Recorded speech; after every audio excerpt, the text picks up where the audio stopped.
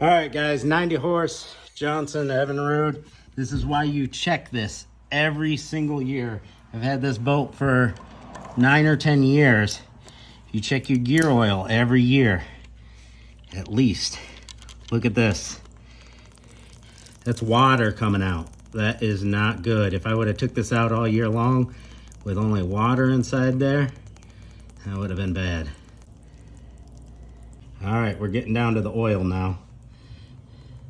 I think I got a pile of oil dry right there, but in case you didn't know, guys, your water, just like with a car motor, you know, your coolant will settle at the bottom and your oil will be at the top. So we had quite a bit of water in there, and that means we probably got a seal going out. We still got oil in there, which is a good thing. This will flow out a lot faster if you open your top plug. It'll be able to breathe.